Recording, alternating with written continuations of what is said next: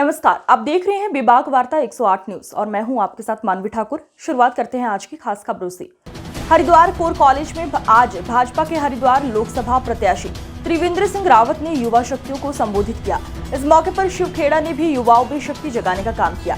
वहीं core college के chairman जेसी जैन ने भी प्रधानमंत्री नरेंद्र भाई मोदी के 10 सालों के कार्य को उजागर करते हुए तीसरी बार केंद्र में नरेंद्र मोदी की सरकार बनाने की बात कही।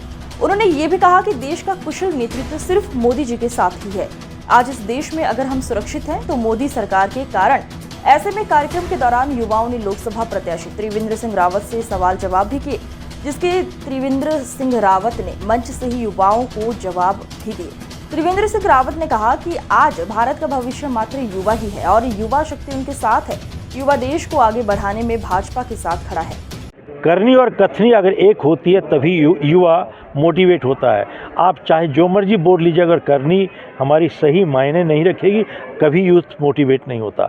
आज मैं यहाँ पर त्रिवेंद्र रावत जी के लिए वोट करने इसलिए आया हूँ और बल्कि कैंपेनिंग के लिए आया हूँ, इस वजह से क्योंकि मेरे अंदर जो भी बात है आज तक इनके बारे में इनकी रेपुटेशन है, जो चरित्र है। जब भी ये जो मुख्यमंत्री थे इन्होंने हमेशा सच्चाई और ईमानदारी का साथ दिया है, उसी वजह से मैं आज यहाँ पे आया हूँ, वरना मैं नहीं आता यहाँ पे।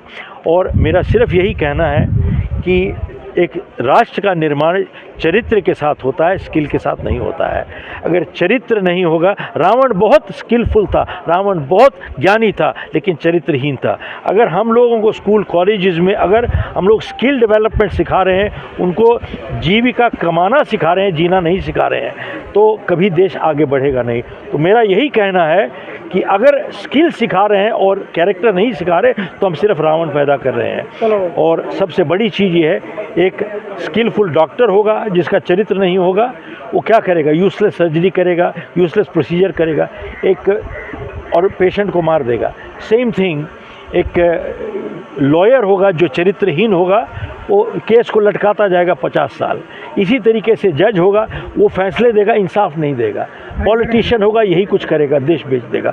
तो सबसे बड़ी चीज़ ये, देश को आगे ले जाना है निर्माण के लिए तो चरित्र बनाना पड़ेगा। और मेरा आपके द्वारा यही एक संदेश है अपना प्रधानमंत्री जी को कि साहब यही एक चीज़ को लेके आगे चले जाएं तो आने वाली सारी पीढ़ियां आपको बहुत बहुत धन्यवाद करेंगे।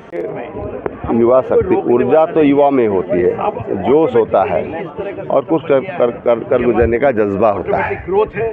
माननीय प्रधानमंत्री जी ने विकसित भारत का विजन लेकर के माननीय प्रधानमंत्री जी काम कर रहे हैं।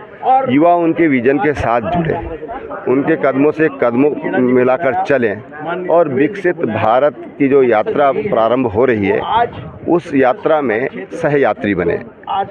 चुनाव होने वाला है और उस चुनाव में युवा अपनी सक्रिय भूमिका निभाएं, अपना काम सुनिश्चित करें कि हमको क्या करना चाहिए।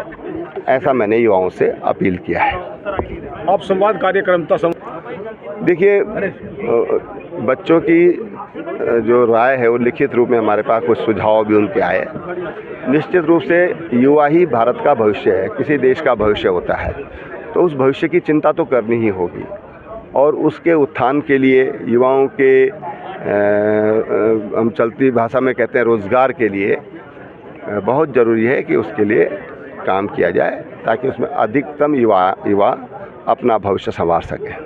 बेसिक उद्देश्य था कि आज जिस तरह की टेक्नोलॉजिकल ग्रोथ हिंदुस्तान में हो रही है और युवाओं के एक्सपेक्टेशंस हैं कि सरकार हमारे साथ किस तरह खड़ी है और वो आज क्या देखती हैं।